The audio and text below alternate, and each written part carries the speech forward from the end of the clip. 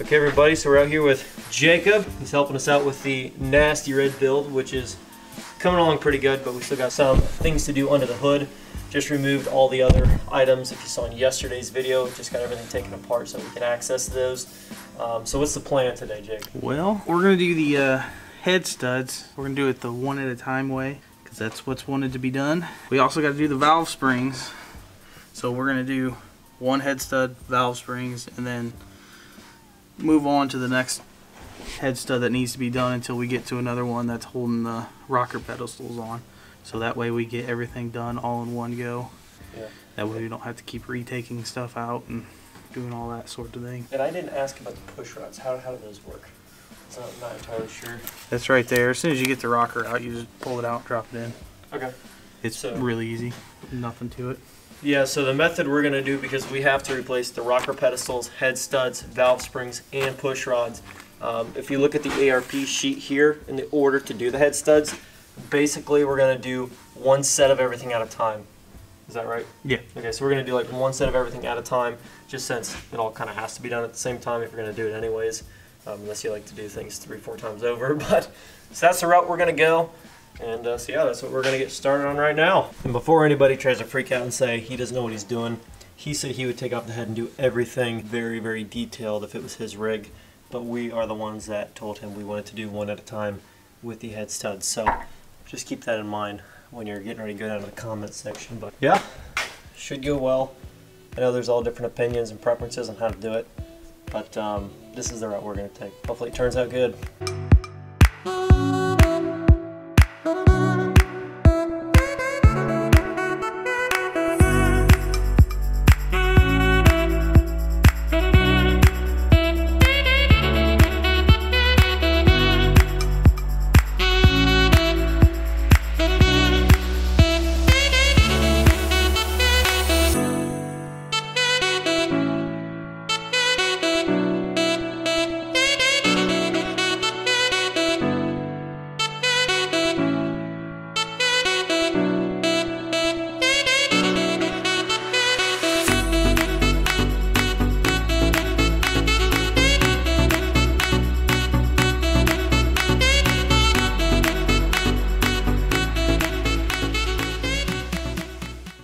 Jacob just headed home.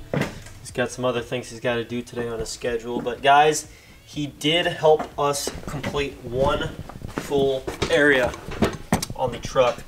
And what I mean by that is he did the push rods, the 60-pound valve springs, the rocker pedestal, these two studs, or just maybe this is just a bolt. But you know, this stud right here, there's another stud there. And I believe that's a stud as well too. I know we swapped it out. So yeah, that's what he helped us with. And believe it or not, it took us about 2 hours just in, well, mostly just disassembling the rest of the stuff to prepare it so we could, you know, we could even work on it, but just going through and being cautious and changing out the springs, you know, the rocker arms and the pedestal and all that stuff. Very easy stuff, as I'm just realizing as he was going through it. He was going through and he was showing me and explaining to me some of the stuff. And he's like, hey, he's like, this stuff, he's like, it's not hard to do, you know what I mean? Like, it's pretty much common sense stuff. Like, once you get into it and you start to actually work on this stuff, he's like, you'll get the hang of it very, very easily. It's not hard to do. I know there's some people out there that are like, dude, work on your own truck. Don't have somebody help you. That's just stupid. Why would you have somebody help you? But the reason we're having somebody help us on at least one truck is so that for the next ones, we know how to do it, and we were kind of guided through step by step how to get something done by somebody that actually works on, you know, diesel engines pretty regularly. Like I said, he doesn't modify 12 valves all the time, but he works in heavy machinery, so you know, all the same similar principles apply to all different types of diesel engines. So it's one of those things where it's kind of learning it, kind of shadowing somebody, at least for one truck, being able to do the rest of it yourself. So I'm gonna try to, not today, because you know, I got a lot of other stuff I've got to get done in terms of editing. Still got to edit another video today, but I've already filmed yesterday's video just a little bit ago, so I gotta do a bunch of that kind of stuff. I gotta prepare some more stuff for upcoming events and whatever. You kind of work your way out both ways from the center. So that's what we're going to do very soon. I think I'm going to try to, he kind of went through and explained how to do stuff the way he would recommend, and so we're going to kind of continue doing that here very, very shortly. And of course, the reason we're doing the springs, push rods, rocker pedestals, and head studs all at the same time, one at a time, is because we have to. You know what I mean? You have to take all that stuff apart anyways, so it just makes sense to do it all at once. You know, it's a very easy process when you do it all at the same time. So that's the way we're gonna do it. With the head stud deal, it's so controversial on how to do head studs. Do it this way, do it that way, do it one at a time, do them all at once. You know, take the head off, don't take the head off. Everybody has their own way of doing it. We're leaving the head on. I've had tons of people say, I've done mine, 100,000 miles, no issues, you know, and I did them one at a time. Then I've got other guys that say I did them one at a time and I had an issue after, you know, 5,000 miles. But there's too many contributing factors as to why it went well or why it went wrong. So it's not just one way or the other, and that's the only thing. There's a lot of other things that are going in the build itself to blame it on one particular thing. He said that if it was his truck, I kind of said this earlier, if it was his truck, he's like, I would completely remove the head, take it to a shop, make sure everything is machined perfect and down to spec, make sure everything's flush and not wore down and stuff. He's like, and then remount everything back up, get new gasket, head gasket, everything, and redo it perfect. We're not really in the position to do that right now. I understand, guys, there's different ways of doing it, and there's going to be some people that completely disagree with one at a time. Then there's going to be some people that are like, yeah, dude, it's not a big deal. If you do everything one by one and make sure everything's done right, it's not a big deal. This is the way that we're doing it. So I hope you guys keep it clean in the comments. Don't be too harsh. Nasty Red is starting to finally live up to the name Nasty Red. I mean, just everything about this truck now is just sick. It's one of the sickest flatbeds I have ever seen. Flatbed second gens. Let me know down in the comments, do you guys want to see basically another flatbed build almost identical to this for the giveaway truck? Just throwing that idea out there. I came across a truck for sale, two-tone exactly like this, except the top, it was either black or like a really, really dark green. I couldn't tell for sure, but anyways, it had the two-tone with the silver down the middle. Sorry, my camera died, but like I was saying, I found a truck in another state, and I was just kind of looking at it and brought to mind the idea of the Nasty Red.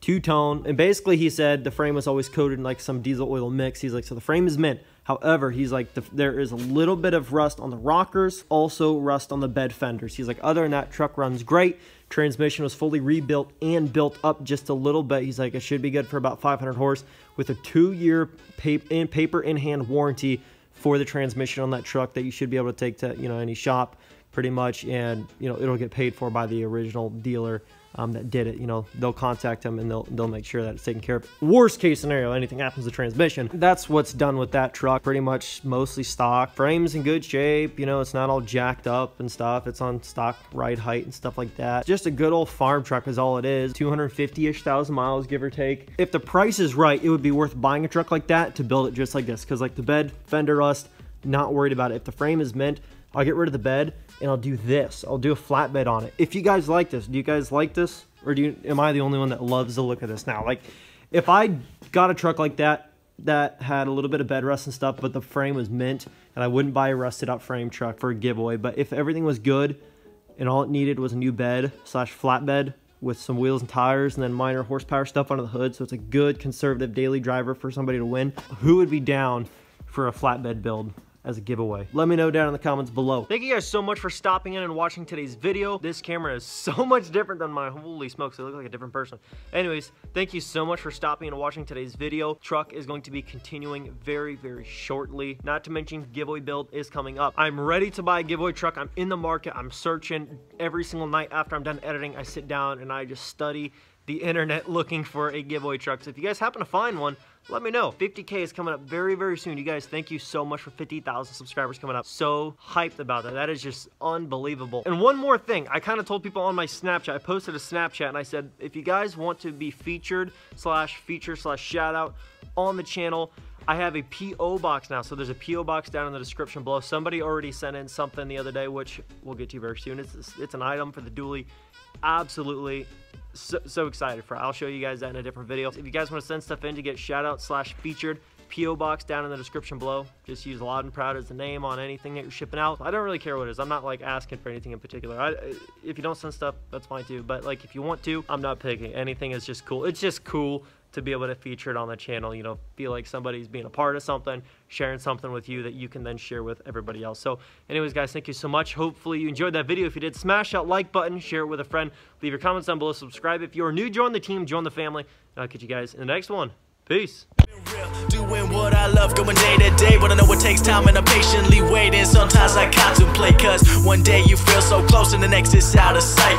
But I know I gotta hold on tight to go back to just going out every night. Like if I'm about to let it go now, I can live alright, live a normal life, doing 9 to 5. But I know I'm more than that. I gained this skill, wasn't born with that. At the end of the life, it's a memory.